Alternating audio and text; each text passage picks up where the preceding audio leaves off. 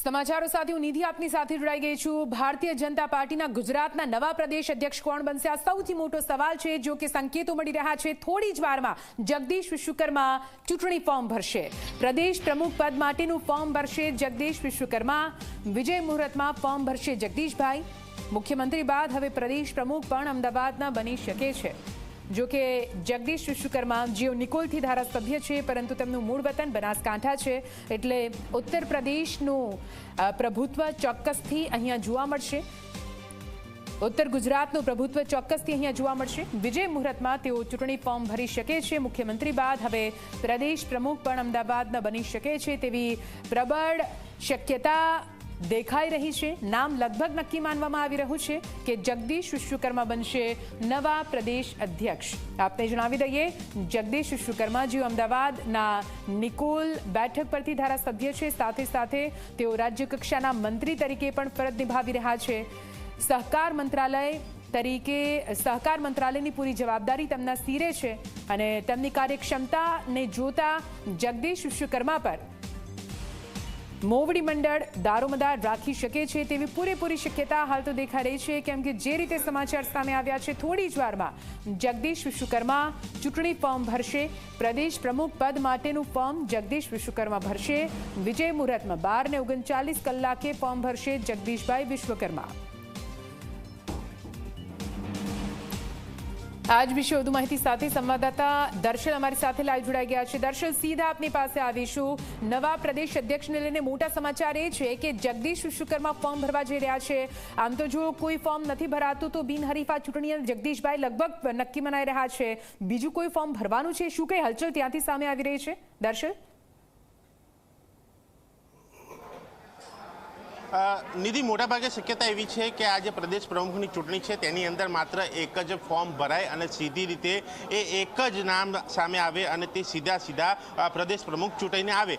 પણ ક્યાંક જો ફોર્મ ભરાય તો એ વચ્ચે આ ચૂંટણી થાય અને તેમાં જે મતદાન પડે તેમાં જેને વધારે મત મળે તે અહીંયા પ્રદેશ પ્રમુખ તરીકે ચૂંટાઈને આવશે। પરંતુ મોટાભાગની શક્યતા છે કે જગદીશ વિશ્વકર્મા જે છે તે અહીંયા નવા પ્રદેશ પ્રમુખ બની શકે છે। પણ એ ચૂંટણી બાદ સ્પષ્ટ થશે કે આખરે કોણ નવા પ્રદેશ પ્રમુખ બને છે। પરંતુ તેની પહેલાંનો જે આ કમલમ ખાતેનો માહોલ કે જ્યાં જોઈ શકાય છે કે નેતાઓની, કાર્યકરોની હલચલ અહીંયા જોવા મળી રહી છે। ભૂપેન્દ્રસિંહ ચુડાસમા જે છે તે થોડીક સમય પહેલાં જ અહીંયા પહોંચ્યા છે અને તેની સાથે અન્ય લોકો પણ અહીંયા આવી રહ્યા છે અને ખાસ કરીને એક વિજય મુહૂર્તની અંદર આ ફોર્મ ભરાવાની વાત છે। એ સમય દરમિયાન અહીંયા અન્ય નેતાઓ પણ જે છે તે પહોંચશે। અલગ અલગ જિલ્લાઓમાં કાર્યકરોને પણ જાણ કરી દેવામાં આવી છે, તેઓ પણ અહીંયા આવી રહ્યા છે અને સાથે જ ગુજરાતના જે પ્રભારી ભૂપેન્દ્ર યાદવ અને રાષ્ટ્રીય ભાજપની ચૂંટણીના ઇન્ચાર્જ કે લક્ષ્મણ એ પણ આજે બપોરે જે છે તે અહીંયા આવવાના છે, એ પણ અહીંયા હાજરી આપશે અને એમની હાજરી દરમિયાન જ આ ફોર્મ ભરવાની પ્રક્રિયા જે છે તે થવાની માહિતી મળી રહી છે। અને ખાસ કરીને જે પ્રકારે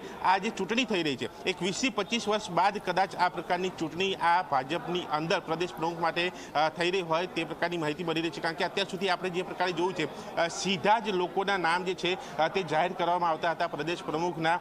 તેમાં અલગ અલગ નામોની જો આપણે વાત કરીએ તો તે આરસી ફળદુની વાત હોય, વિજય રૂપાણીની વાત હોય, જીતુ વાઘાણીની વાત હોય કે પછી CR પાટીલની વાત હોય। હવે જ્યારે આ CR પાટીલ જે પ્રદેશ પ્રમુખની જે ટર્મ પૂરી થઈ છે તેની બાદ આજે નવા પ્રદેશ પ્રમુખની જે વાત છે તેને લઈને આ ચૂંટણીનું આયોજન કરવામાં આવ્યું છે અને તેને લઈને કમલમ ખાતે આ જે માહોલ જે છે તે જોવા મળી રહ્યો છે અને અલગ અલગ જિલ્લાઓમાં જે ભાજપના કાર્યાલય છે ત્યાં પણ આ જ પ્રકારનો માહોલ, આ જ પ્રકારનો ઉત્સવ ઉમંગનો માહોલ અને જે ઉજવણીની તૈયારી એ પણ અહીંયા જોવા મળી રહી છે। અને અહીંયા અંદરનો પણ માહોલ જે છે તે આપણે અહીંયા બતાવી દઉં છું કે જ્યાં અમદાવાદ શહેર પ્રમુખ જે છે તે પણ અહીંયા પહોંચ્યા છે, અન્ય લોકો પણ અહીંયા હાજર છે। એમની સાથે પ્રેરભાઈ, આજનો આ માહોલ? ચૂંટણી અધિકારી અથવા અમારા પ્રવક્તાઓ જવાબ આપશે આ બાબતમાં, પણ તૈયારીઓ પૂરજોશ અહીંયા જોઈ શકાય છે। તૈયારીઓ પૂરજોશ છે અને ચૂંટણી અધિકારી એ માહિતી આપશે તેવું તેમનું કહેવું છે।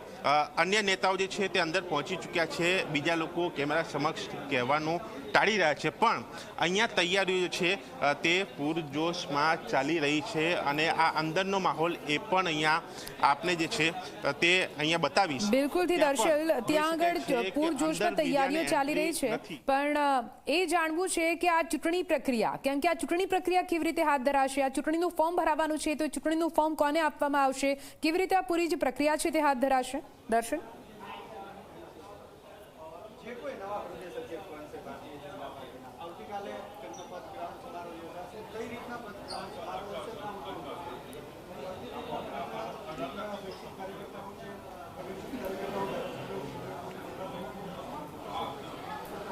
જી દર્શન.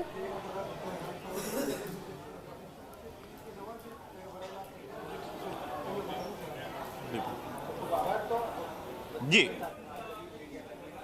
જી મારી સાથે યજ્ઞેશભાઈ છે, તેમની સાથે વાત કરીએ. યજ્ઞેશભાઈ, આજની આ પ્રક્રિયા એક વિશેષ પ્રક્રિયા અને એ પ્રકારની તૈયારી, ઉજવણીની પણ તૈયારી ક્યાંક શરૂ થઈ ચૂકી છે.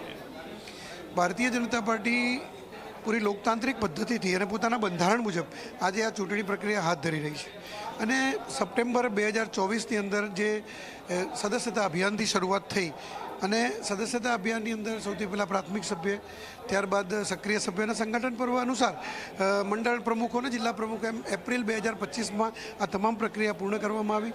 અને હવે ગઈકાલે નોટિફિકેશન બહાર પાડવામાં આવ્યું કે પ્રદેશ અધ્યક્ષ અને જે અમારી જે રાષ્ટ્રીય પરિષદ છે એની ખાલી પડેલી 30 જગ્યાઓ છે, એ જગ્યાઓ માટેના નામાંકન આજે ભરવામાં આવશે. અને એક જગ્યા ઉપર એક કરતાં વધુ જો નામાંકન ભરાશે તો બપોર બાદ 2 વાગ્યા બાદ એની ચૂંટણી પ્રક્રિયા હાથ ધરવામાં આવશે. અને આવતીકાલે સવારે એના જે જાહેરાત કરવામાં આવશે અને જે નવા પ્રદેશ અધ્યક્ષ હશે એ આવતીકાલે સવારે પોતાનો પદભાર સંભાળશે. પણ કદાચ 20-25 વર્ષ બાદ આ ચૂંટણી થઈ રહી છે. પહેલાં તો સીધા નામો જાહેર થતા હતા. ભારતીય જનતા પાર્ટીની અંદર આદરણીય નરેન્દ્રભાઈ મોદી જે પ્રમાણે માને છે એ પ્રમાણે ભારતીય જનતા પાર્ટીના બંધારણ મુજબ પૂરી લોકતાંત્રિક પદ્ધતિથી અત્યારે નરેન્દ્રભાઈ મોદી સાહેબ જે ખરા એ અનુસાર આ ચૂંટણીઓ દરેક જિલ્લામાં, દરેક રાજ્યોમાં આ જ પ્રમાણે યોજાઈ ગઈ છે. અને ભારતીય જનતા પાર્ટી પોતાના બંધારણને અનુલક્ષીને આ ચૂંટણીઓ કરી રહી છે. શપથવિધિ કે બીજું કોઈ કાર્યક્રમ એ નામ જાહેર થયા પછીનો ક્યારે, કેવા પ્રકારનો? આવતીકાલે સવારે નામ જાહેર થશે, ત્યારબાદ પદગ્રહણ સમારોહ થશે, જેની અંદર અત્યારે અમારા જે પ્રવર્તમાન પ્રદેશ અધ્યક્ષ છે CR પાટીલ સાહેબ એ નવા ભરાયેલા જે પ્રદેશ અધ્યક્ષ છે એમને પોતાનો પદનો ચાર્જ આપશે. એ ગાંધીનગરમાં જ થશે, કમલમ ખાતે જ યોજાશે. અને આવતીકાલે તમામ અમારા ધારાસભ્યો, અમારા જિલ્લા અધ્યક્ષો અને તમામ જે અપેક્ષિત કાર્યકર્તાઓ છે એની હાજરીમાં આ કાર્યક્રમ યોજાશે. એટલે આવતીકાલનો એક કાર્યક્રમ જે છે તે નક્કી થઈ ચૂક્યો છે નિધિ, કે આ જગ્યા ઉપર આ કમલમ ખાતે એ પદ ગ્રહણ કાર્યક્રમ યોજાશે એ CR પાટીલની હાજરીમાં. અને એ CR પાટીલ જે પૂર્વ જે પ્રદેશ પ્રમુખ છે એ નવા પ્રદેશ પ્રમુખને એ ચાર્જ સોંપશે. એ નવા પ્રદેશ પ્રમુખ ચાર્જ સંભાળશે, પરંતુ તેની પહેલાંની આ તૈયારી, તેની પહેલાંની આ ચૂંટણીની કામગીરી, પ્રક્રિયા અને ફોર્મ ભરવાની પ્રક્રિયા જે છે તે આજે જોવા મળી રહી છે. અને કમલમ ખાતે નેતા અને કાર્યકરોનો જમાવડો જે છે તે પણ જોવા મળી રહ્યો છે. બિલકુલથી દર્શન, આપની પાસે ત્યાં રજની પટેલ પણ ઉપસ્થિત હોય તો તેમની સાથે પણ વાત કરવાનો પ્રયત્ન કરો. બની શકે છે તેમની પાસેથી કોઈ વધારે માહિતી મળી શકે.